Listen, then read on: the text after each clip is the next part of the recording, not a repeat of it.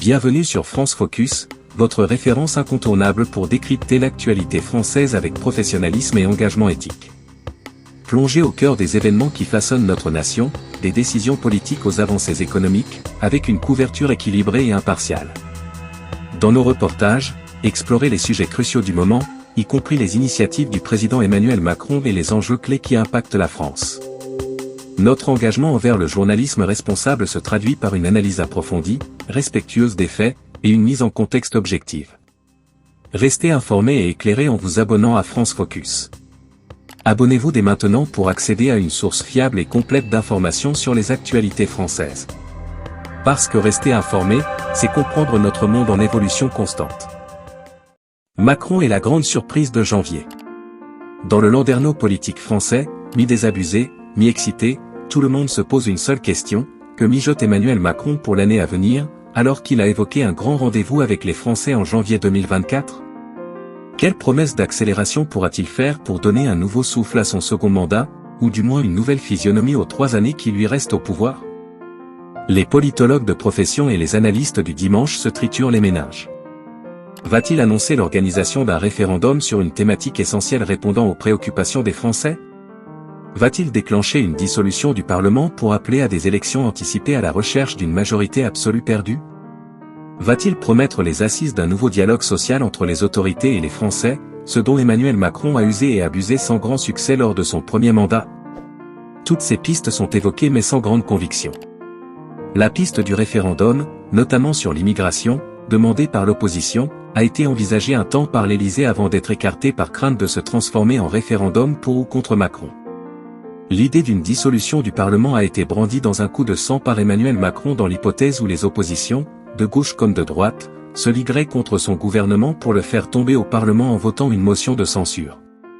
Enfin, les fameuses assises pour un dialogue national sont souvent présentées comme des moulins à vent destinés à enfumer les opinions et à camoufler les indécisions. La grande surprise de janvier promise par Emmanuel Macron n'engloberait pas donc un de ces scénarios à forte teneur disruptive. Reste donc la piste évoquée à plusieurs reprises et jamais mise en œuvre, celle du changement de Premier ministre et la recherche d'une alternative à Elisabeth Borne. Ce scénario aurait coulé de source si le ministre de l'Intérieur avait réussi du premier coup à faire adopter sa loi sur l'immigration sans devoir faire d'importantes concessions à la commission paritaire mixte. Gérald Darmanin aurait alors endossé les habits du seul ministre capable de trouver une coalition majoritaire, là où Elisabeth Borne a spectaculairement échoué, comme en témoignent les convulsions sur la réforme des retraites et les recours abusifs au fameux article 49.3. Le nouveau premier ou la nouvelle première ministre devra avoir une qualité cardinale, être capable de forger des majorités parlementaires permettant à Emmanuel Macron de faire passer de manière naturelle ses projets de réforme. Moustapha Tossa. Aujourd'hui, Darmanin a échoué dans cet exercice de démonstration d'autorité et se voit fermer les portes de Matignon. Emmanuel Macron ne pourra donc pas choisir un homme qui n'a pas fait mieux que l'actuel locataire de Matignon, sauf à procéder à une greffe politique dont tous les indicateurs annoncent qu'elle ne prendrait pas. Si la surprise de janvier était la recherche d'une nouvelle tête de l'exécutif, la tâche s'avérerait particulièrement ardue, l'oiseau étant rare et difficile à trouver. Le nouveau premier ou la nouvelle première ministre devra avoir une qualité cardinale, être capable de forger des majorités parlementaires permettant à Emmanuel Macron de faire passer de manière naturelle ses projets de réforme, sans être obligé à chaque fois de recourir aux dispositions d'exception offertes par la Constitution. Un outil certes efficace, mais politiquement mortel, tant Macron est accusé de tuer l'esprit démocratique des institutions de la vie république en recourant abusivement au 49.3. Le changement de Premier ministre, même s'il n'interviendra pas au cours du mois de janvier incarnant cette surprise promise par Macron, est une nécessité inscrite dans le temps pour le président de la République. Donner aux Français un nouveau Premier ministre, avec un nouveau gouvernement, est la seule piste susceptible de donner un nouveau souffle à son second mandat. Le défi majeur pour Macron est de chasser cette terrible impression qu'en France, à 3 années de la prochaine élection présidentielle s'est installée une atmosphère de fin de règne au sommet de l'État. Une situation qui verrait Emmanuel Macron et sa majorité relative au Parlement paralysés au point d'attendre la délivrance de 2027. Dans tous les cas de figure, Emmanuel Macron n'a pas le profil politique pour gérer une séquence politique aussi lourde qu'incapacitante.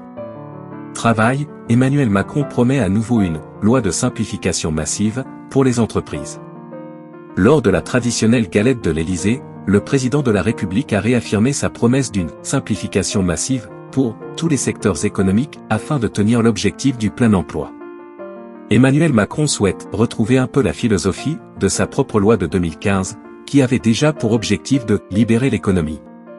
Emmanuel Macron a réaffirmé vendredi, lors de la traditionnelle galette de l'Élysée, sa promesse d'une simplification massive pour tous les secteurs économiques, y compris pour les règles dans le monde du travail, afin de tenir l'objectif du plein emploi. Une loi de simplification massive et d'accélération pour libérer l'économie. Nous allons lancer, suite à la consultation de fin d'année, un travail massif de simplification pour tous les secteurs économiques, en particulier les artisans, les commerçants et le monde agricole, a dit le chef de l'État lors de la traditionnelle galette de l'Épiphanie à l'Élysée, en présence de nombreux boulangers. Il a ajouté avoir demandé au gouvernement une loi de simplification massive et d'accélération pour retrouver un peu la philosophie de sa propre loi Macron de 2015 qui avait déjà pour objectif de libérer l'économie.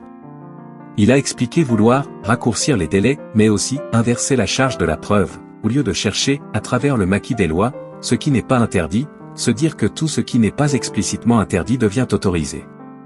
On a besoin d'une France de faiseurs, a encore plaidé le président de la République. Même objectif pour ce premier semestre sur le terrain de l'emploi, avoir un deuxième train de simplification des règles dans le monde du travail pour faciliter là aussi la création d'emplois dans tous les secteurs. La bataille pour le plein emploi partout sur notre territoire, vous l'avez compris, c'est un axe essentiel, a souligné Emmanuel Macron, alors que sa promesse phare du second quinquennat est confrontée à une courbe du chômage qui tout saute. Remaniement imminent, pourquoi François Bayrou s'érige comme faiseur de roi? Le remaniement est imminent et l'identité du nouveau Premier ministre pourrait être connue avant dimanche soir. La composition du gouvernement devrait avoir lieu en début de semaine prochaine. Le nom du ministre des Armées, Sébastien Lecornu, est souvent évoqué pour Matignon. Même si rien n'est fait, car un homme pèse de tout son poids pour orienter la décision. Qui succédera à Elisabeth Borne et occupera le poste de Premier ministre? Cette question pourrait trouver sa réponse dans les prochains jours. Un nom revient souvent, celui du ministre des Armées, Sébastien Lecornu. Mais rien n'est décidé pour le moment, car, comme il le fait depuis 2017, François Bayrou s'active en coulisses. Le nombre des députés MoDem pèse sur les décisions. Le président du MoDem est un visiteur du soir du palais de l'Élysée et ce dernier à l'oreille d'Emmanuel Macron. D'ailleurs, si le chef de l'État s'est résigné à ne pas nommer Catherine Vautrin à Matignon en mai 2022, François Bayrou y est pour beaucoup. Le haut-commissaire au plan préférait, à l'époque, le profil d'Elisabeth Borne. Et, il a finalement obtenu gain de cause. Il faut dire que le poids des députés MoDem à l'Assemblée nationale pèse lourd dans les décisions du président de la République.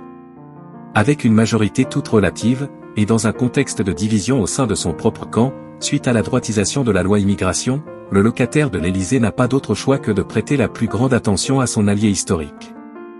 Un élément que François Bayrou sait pertinemment.